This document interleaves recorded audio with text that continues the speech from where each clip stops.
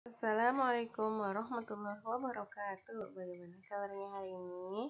Semoga semuanya dalam keadaan sehat ya.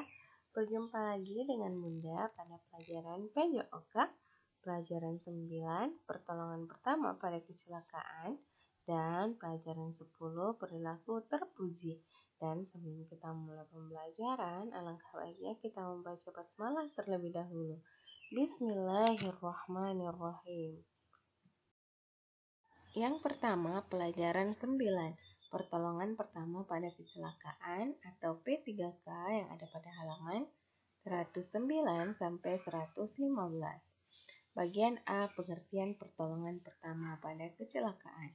Pertolongan pertama adalah pertolongan sementara yang diberikan kepada seseorang yang sakit mendadak kecelakaan sebelum mendapat pertolongan dari seorang ahli atau dokter.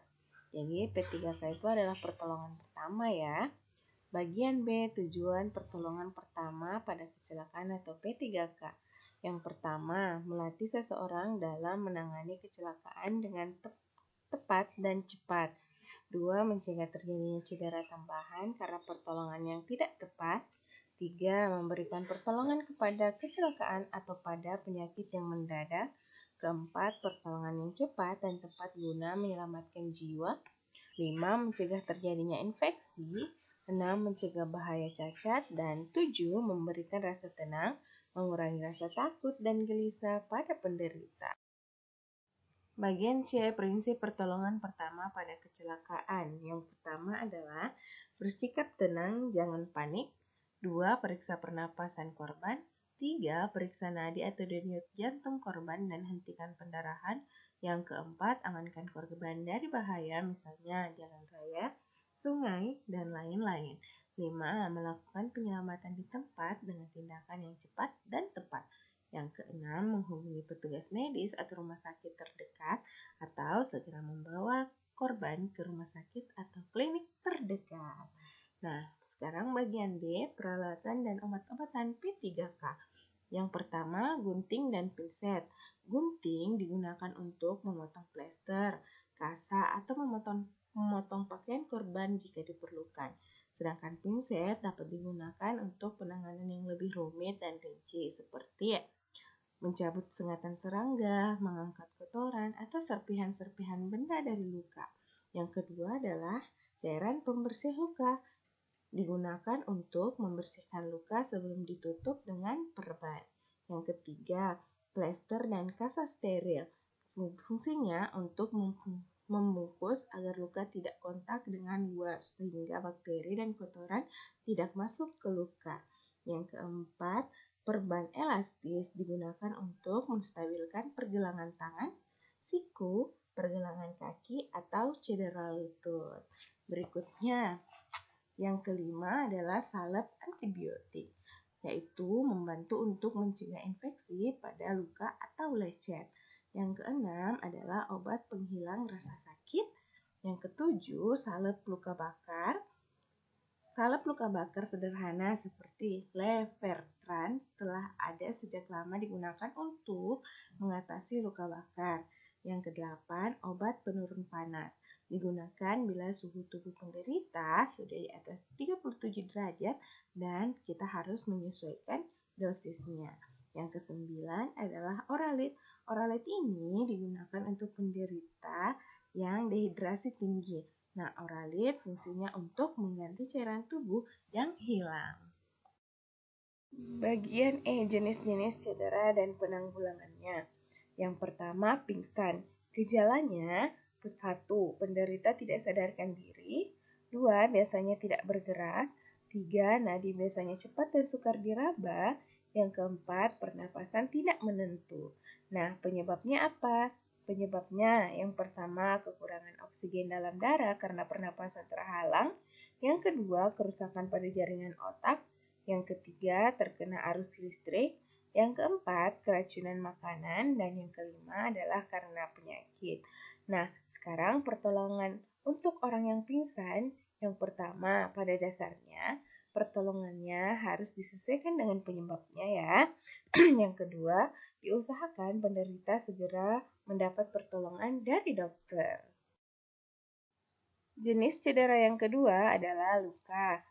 Penyebabnya, yang pertama luka memar diakibatkan pukulan benda tumpul yang mengakibatkan terjadinya kerusakan pada jaringan bawah kulit.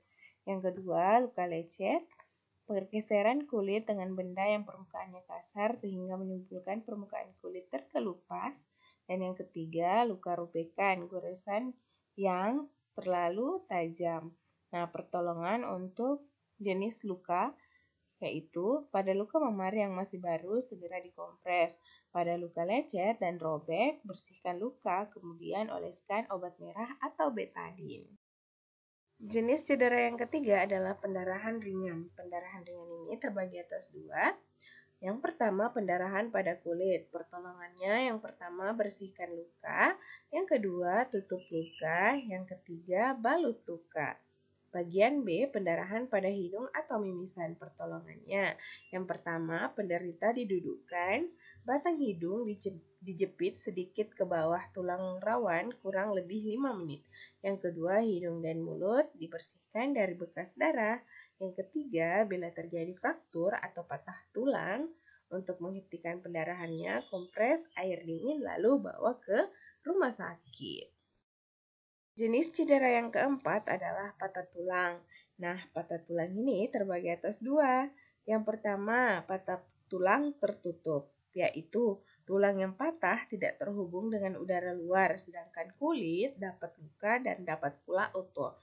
Bagian B, patah tulang terbuka, yaitu salah satu atau kedua ujung tulang yang patah berhubungan dengan udara luar atau menembus kulit.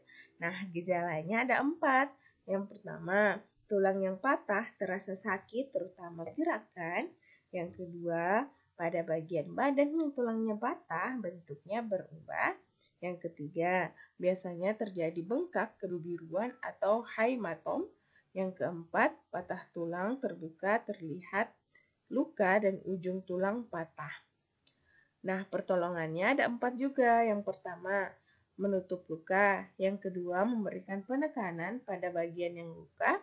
Yang ketiga, mengurangi atau mencegah pembengkakan. Yang keempat, membatasi pergerakan dari bagian tubuh yang terluka atau cedera. Yang kedua adalah pelajaran 10 perilaku terpuji halaman 121 sampai 126. Bagian A, pengertian perilaku terpuji. Nah, kita harus mengetahui dulu apa pengertian atau arti dari perilaku terpuji. Perilaku terpuji atau sikap terpuji adalah sikap atau perbuatan yang baik dilakukan seseorang kepada orang lain karena memberikan pengaruh yang positif kepada orang lain, sehingga patut dicontoh dan diamalkan pada keseharian kita. Sedangkan sikap tidak terpuji sebaliknya dari sikap terpuji. Nah, di sini ada tabel 10.1 contoh perilaku terpuji dan tidak terpuji. Silahkan kalian baca dan silahkan kalian lihat. Yang baik dicontoh adalah contoh perilaku terpuji. Bagian B, sikap terpuji antar teman sebaya. Di sini Bunda berikan ada 7 sikap terpuji antar teman sebaya. Yang pertama, sesama teman wajib saling menyayangi. Yang kedua, saling menegur ketika ada yang berbuat salah. Yang ketiga, bekerja sama dalam kebaikan. Yang keempat, belajar untuk maju bersama. Yang kelima, saling menghargai. Yang keenam, berbicara sopan. Yang ketujuh, menghargai pendapat teman ketika berdiskusi. Berikutnya, bagian C, sikap terpuji terhadap orang yang lebih tua. Di sini Bunda memberikan 5 sikap. Yang pertama, menghormati dan bertutur kata yang baik, sopan dan santun. Yang kedua, memperhatikan nasihatnya. Yang ketiga, membungkukkan badan ketika berjalan di depannya. Yang keempat, menyapa guru ketika bertemu. Dan yang kelima, menjabat tangannya. Berikutnya, bagian D, sikap terpuji terhadap orang yang lebih muda. Kalian tahu kan yang lebih muda dari kita yang mana? Contohnya adik kita. Nah, di sini Bunda memberikan 4 contoh sikap terpuji terhadap orang yang lebih muda. Yang pertama, menghargai adik atau yang lebih muda. Yang kedua, menjaga dan melindunginya. Yang ketiga, menolongnya ketika membutuhkan bantuan. Dan yang keempat, menyayangi adik atau menyayangi orang yang lebih muda. Nah, setelah kalian mendengarkan penjelasan Bunda tentang pelajaran 9 dan pelajaran 10, sekarang tugas kalian ada 2. Yang pertama, kerjakan uji kompetensi bagian A, bagian pilihan ganda nomor 1 sampai 5 yang ada pada halaman 116 sampai 117. Dan yang kedua, kerjakan ujian kompetensi bagian A atau pilihan ganda nomor 1 sampai 5 yang ada pada halaman 127. Nah, sampai di sini dulu untuk pertemuan kita kali ini. Semoga mudah kalian pahami ya. Dan marilah kita tutup pertemuan kita dengan bersama-sama membaca hamdalah. Alhamdulillahirabbil alamin. Dan Bunda tutup dengan ucapan wassalamualaikum warahmatullahi wabarakatuh.